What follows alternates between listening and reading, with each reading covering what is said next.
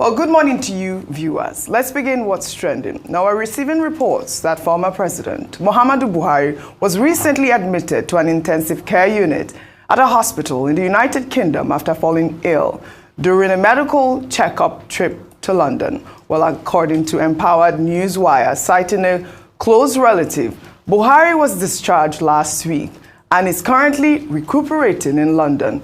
Meanwhile, Garba Shehu, former senior special assistant on media and publicity to Buhari, speaking ahead of the launch of his memoir, according to the president, Lessons from a Presidential Spokesperson's Experience, stated that Buhari left office broke, but with his integrity full intact. Shehu emphasized that no one can credibly accuse Buhari of accepting bribes during his 8-year tenure. Let's take a look before we take a reaction. Integrity of Buhari, how did it differ? As I said, you had integrity. Well, let me not preempt the content of my book. No, so that you will buy it. Otherwise, I'm not going to make a full disclosure. But did I tell you? I said this book is about what did he even eat? What did he wear? Sometimes he thought Buhari will appear for interview. What would he wear? Or the gift somebody offers him, exotic kind of gift. What did he do? Did he take or did he reject? I don't want to preempt the content of my book, but his lifestyle exemplifies personal integrity, and I'm happy that nobody, up to today, nobody can say I've given bribe to Buhari. There's corruption in the country. There was corruption in our government.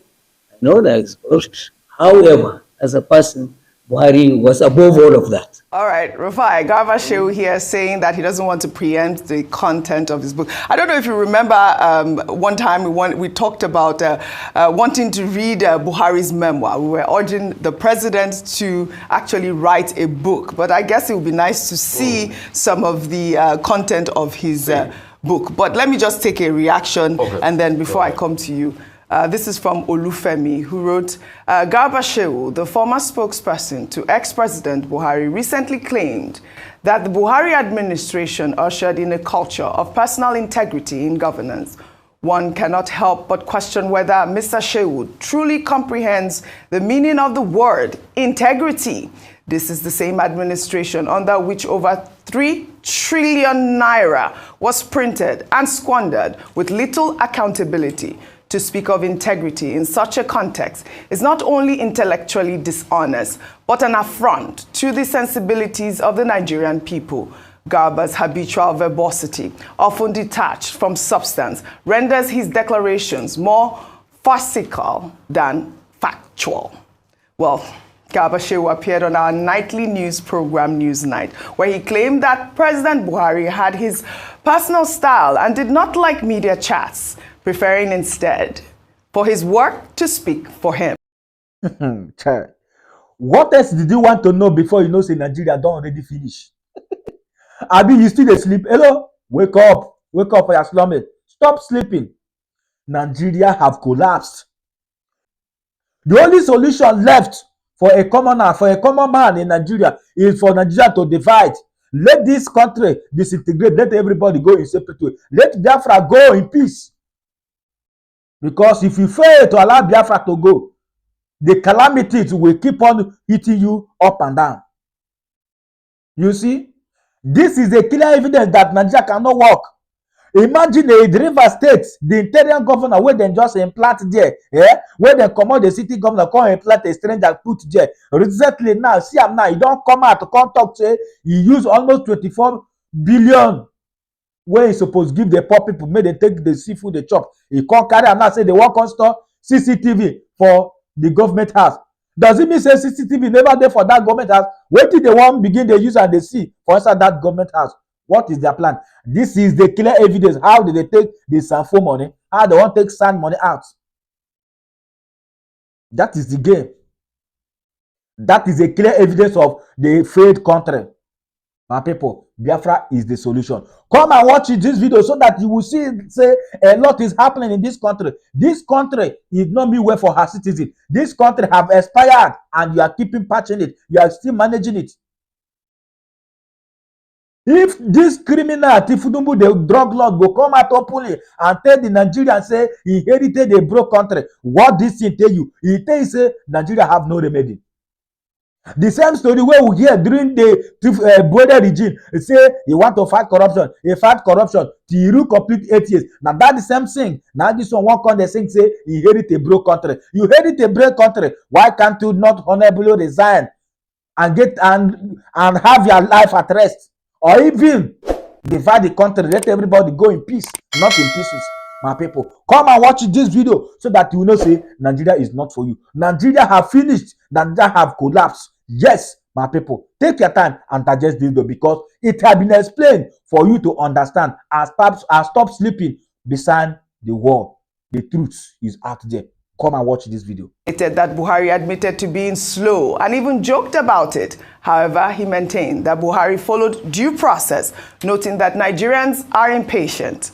Shehu also addressed Buhari's perceived aloofness, saying that the former president was very aware of the state of the nation during his time in office. Let's take a look. This thing about Buhari being unaware, it is totally misplaced. If you permit me, I would say that he perhaps would pass as the most aware president Nigeria has ever had. And I give you this example. When we started with him, because I was coming from, as you said, a Atiku campaign, we would pack newspapers in the morning, we'll go to Buhari's house for breakfast, and then tell him that this is what the radio stations have said, this is what we picked on the talk shows, and this is what the newspapers are saying.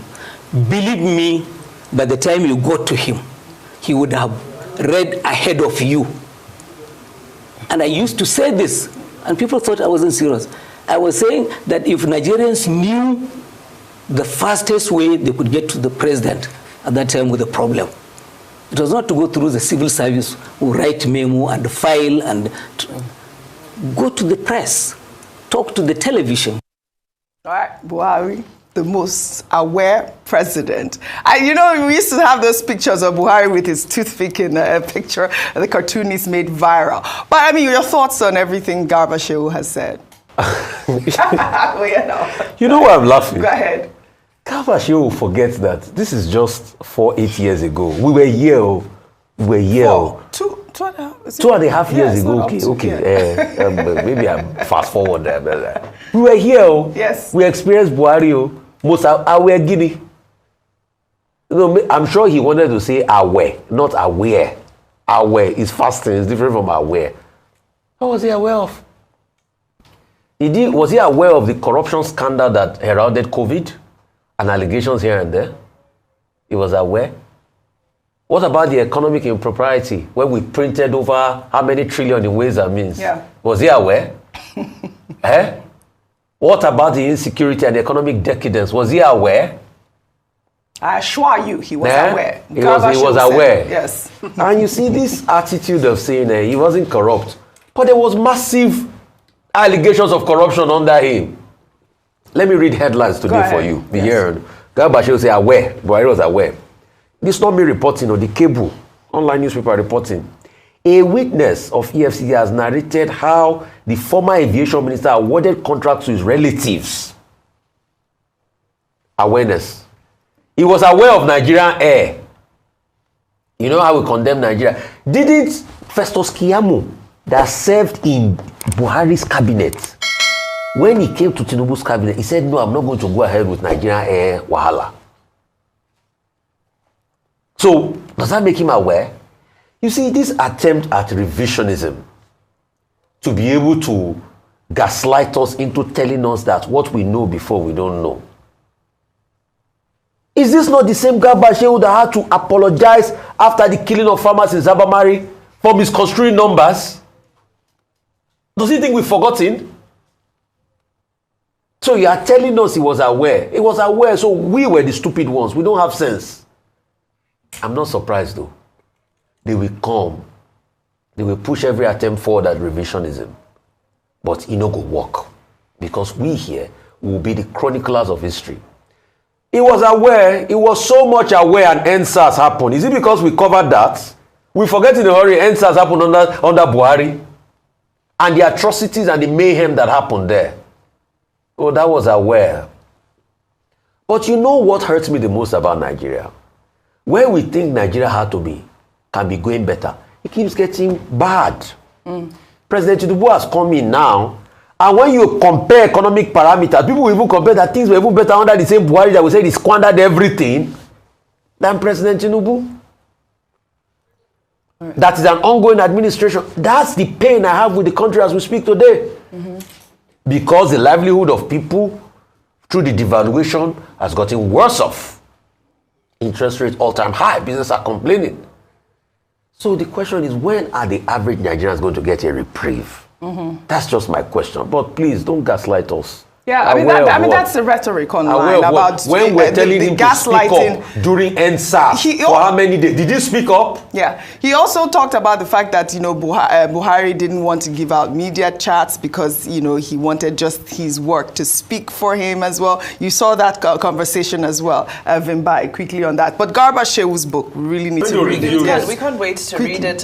First of all, I wish the former president a speedy recovery, and I hope he'll be able to. I know how much he loves being in his country home, so I hope he'll be able to return home soon and enjoy good health. But at 82, of course, we know that there will be aches and pains.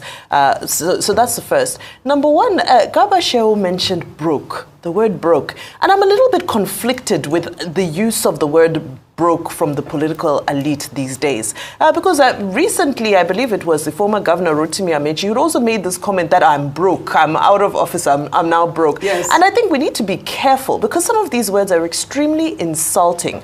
In a country where we know that majority of people are struggling to feed 3 square meals. So there should never be any context that a former president of Nigeria who enjoys a pension, who enjoys homes that are maintained by the state, and all of the perks that a former president enjoys, there is no context we should ever refer to such a person as broke, because that's an insult to the people who are struggling to pay rent, to the people who are struggling to pay transport, to the people who are struggling to buy tomatoes and pepper have gone up again and all of that. So just for that.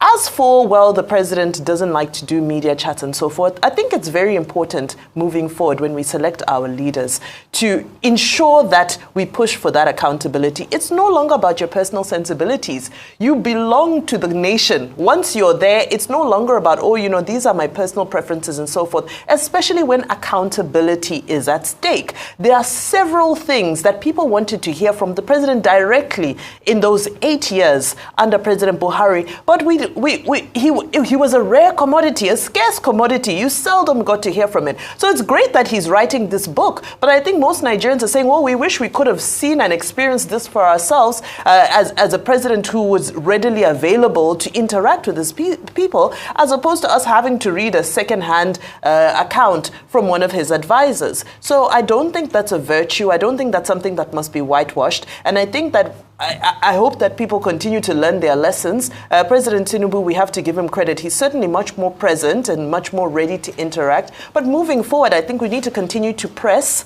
for more interaction. Yes. There was advocacy for a State of the Nation address. That should come. Yes. We just want to see a president who is ready to interact with people so that it goes a very long way in building transparency and accountability. Well, all right. Well said, Vimbai. We'll take another story now.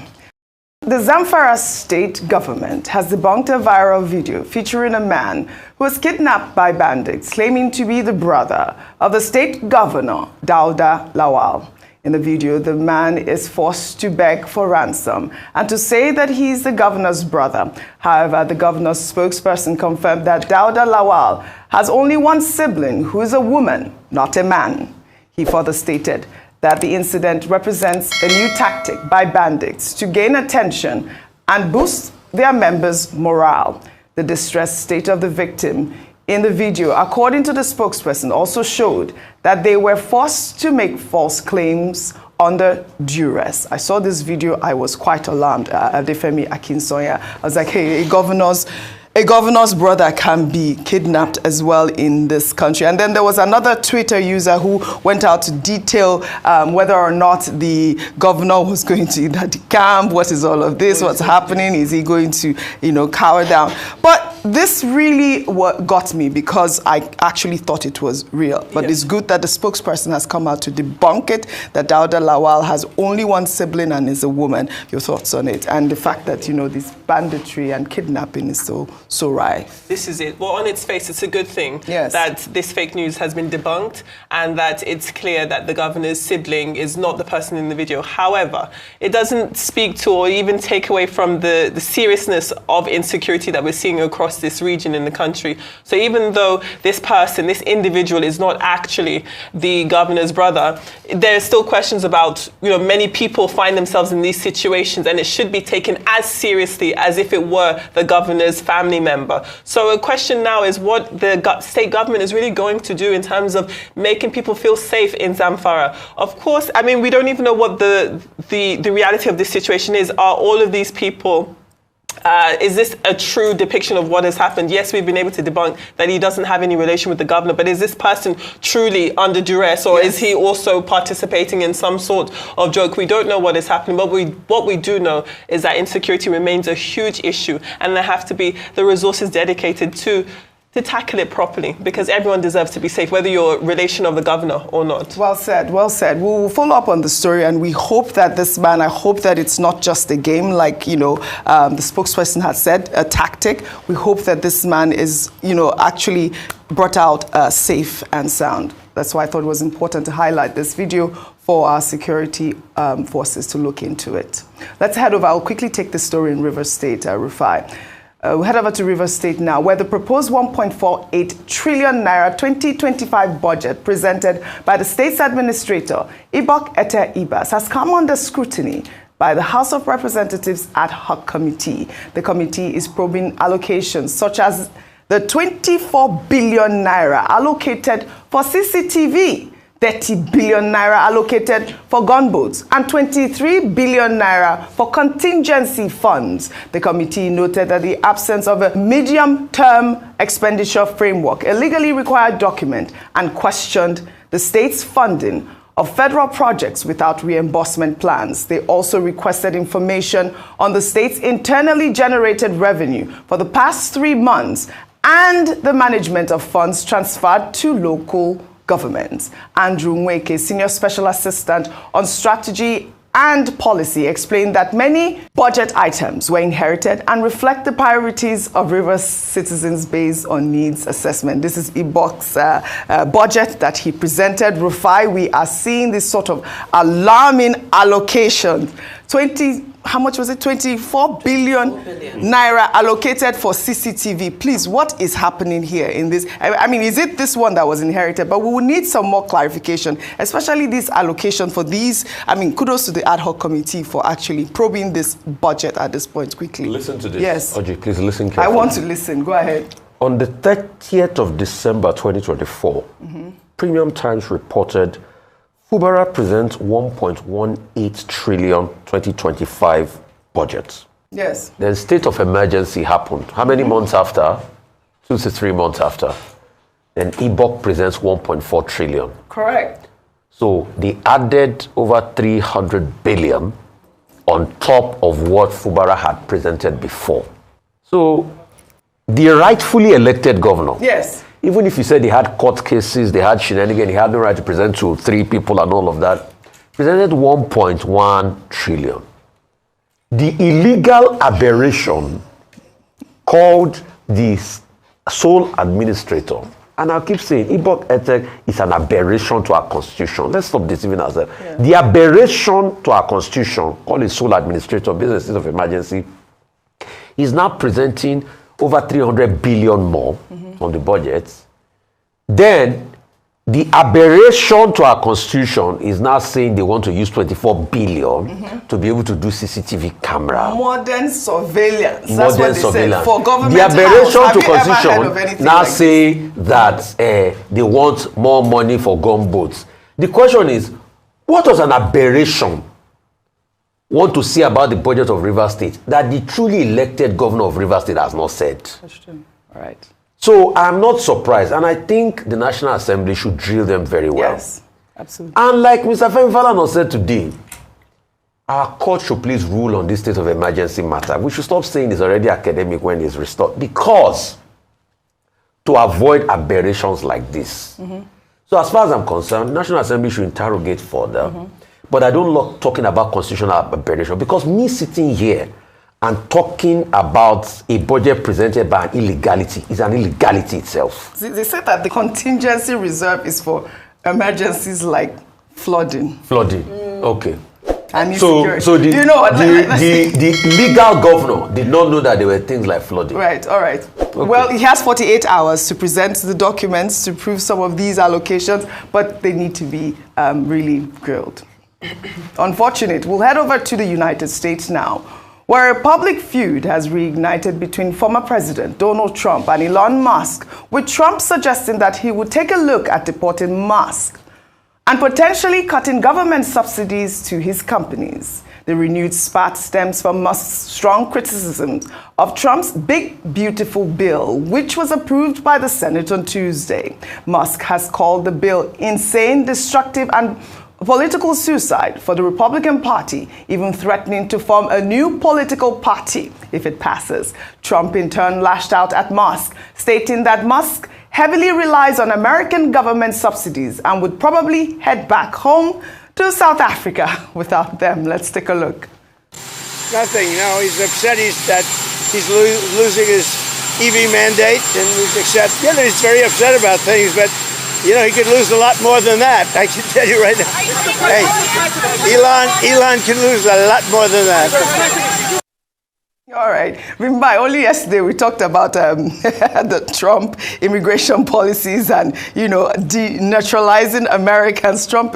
Musk is clearly an American at this point. He's saying he can lose a lot more than that. But this feud, this spat, yesterday I was seeing that there had been a truce and now there's no truce, back and forth with Trump and Musk. Yeah. A quick comment. Well, Elon Musk is going into politics now, isn't he? He's launched his political party, or is set to launch the American Party, because he says the Democrats and the Republicans are all failing. And specifically, he was posting tweets about the increase in the debt, the fiscal debt over the years. And, well, he's saying that the straw that broke that camel's back is, in essence, the Big Beautiful Bill. And we know that in the Big Beautiful Bill, there's a total restructuring of how government money is spent. And it's going to pinch people like Elon Musk. But Elon Musk, as we repeated here severally, Rufai always highlights, he's benefited from so many American governments. But suddenly he feels that he wants to bring the whole house down just because one particular moment isn't favoring him as much as he expected he would,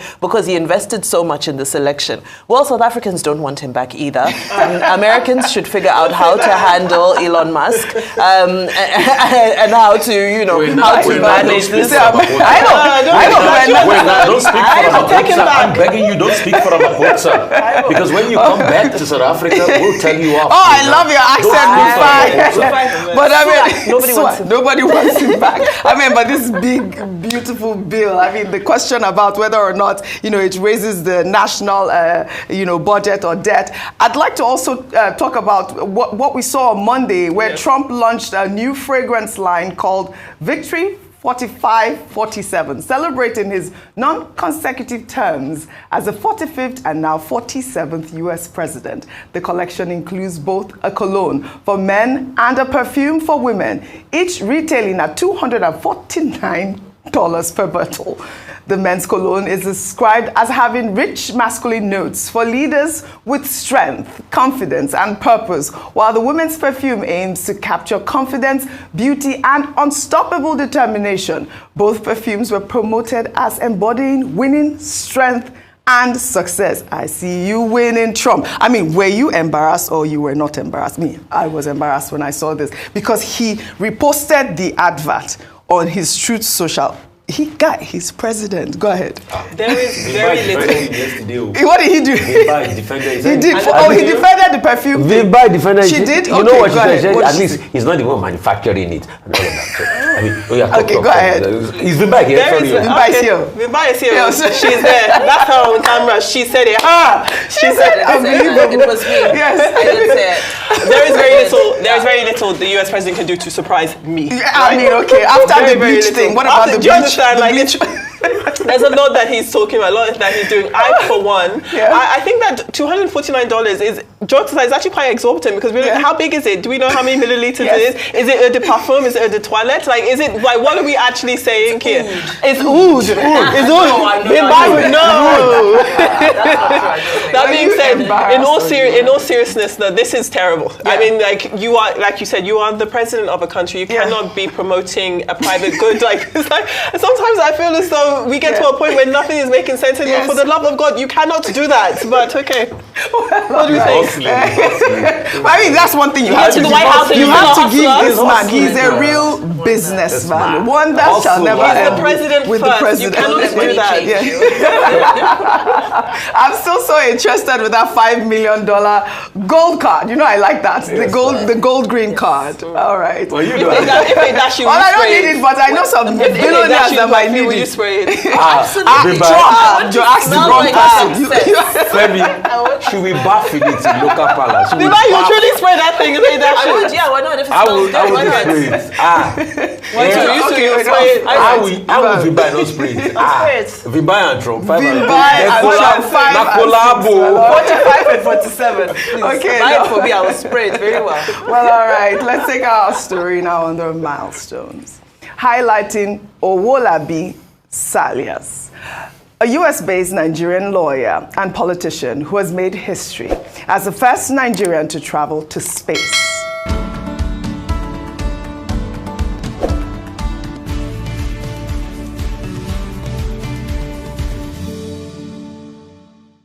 Oola was one of 6 passengers aboard the Blue Origin's NS-33 suborbital mission, which launched from West Texas on June 29, 2025, originally from Ikorodu, Lagos. Salas is also a chartered accountant and an attorney licensed in both Nigeria and the United States. He is the author of Equitocracy, a book advocating for a democratic system based on fairness. The space travel is not his first remarkable feat. He previously became the first Black African to visit both the Arctic and Antarctic in the same season. Salas has also been a notable figure in Lagos politics, having contested for governorship on several occasions. The 10-minute Blue Origin flight took the 6-member crew past the Kerman line, reaching an altitude of 105.2 kilometers. Salas described the journey as not just a scientific expedition, but a spiritual journey and a call to inspire future generations, particularly in Africa, to engage in space exploration. 5, 4, command engine start.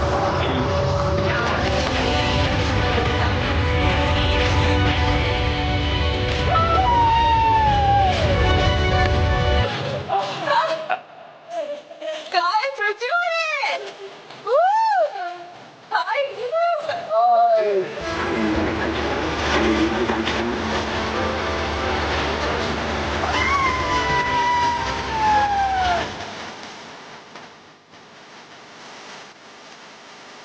Oola is an attorney and a financial consultant. He's the author of Equitocracy, which presents a vision for democracy that prioritizes equality among diverse groups.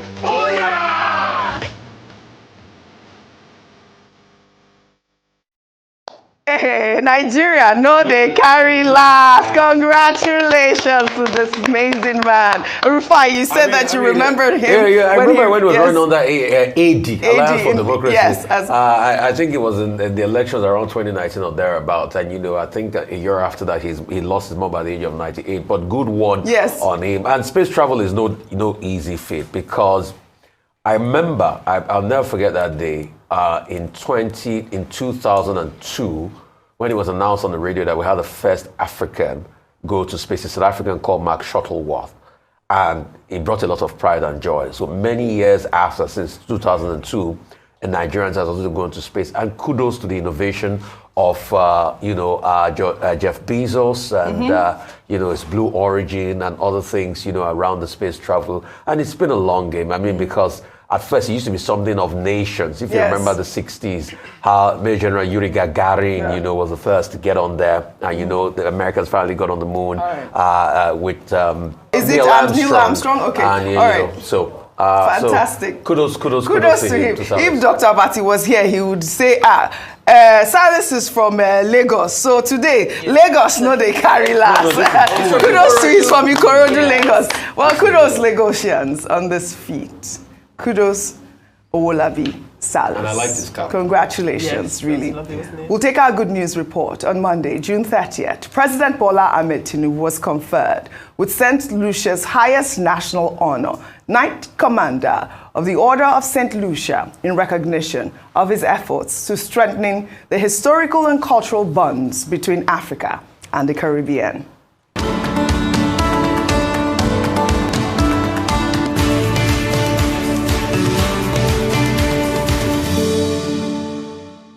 Well, the formal investiture was performed by the Governor General of St. Lucia, Errol Charles, at the official reception. President Tinubu, who will now add the honorific of Sir to his numerous titles, expressed deep appreciation to the government and the people of St. Lucia for the honor.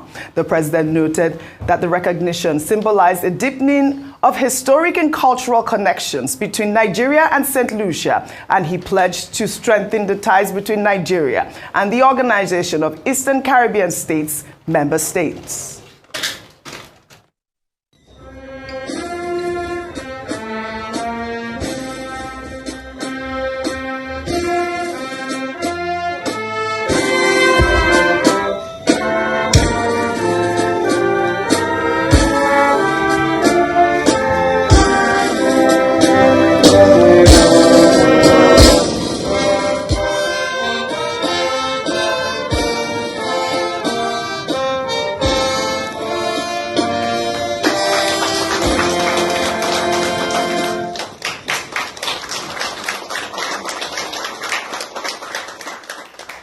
Congratulations to His Excellency, Sir President Bola Ahmed Tinubu. I mean, this is such a great honor for our president. It's no longer, you can call him Jagaba, but I will call him Sati. Sati, okay, right. Sati. There's a Yoruba prayer for a better life that's called Sati Ramon. Yes. So I'll be like, Sati Baba. Sati, very.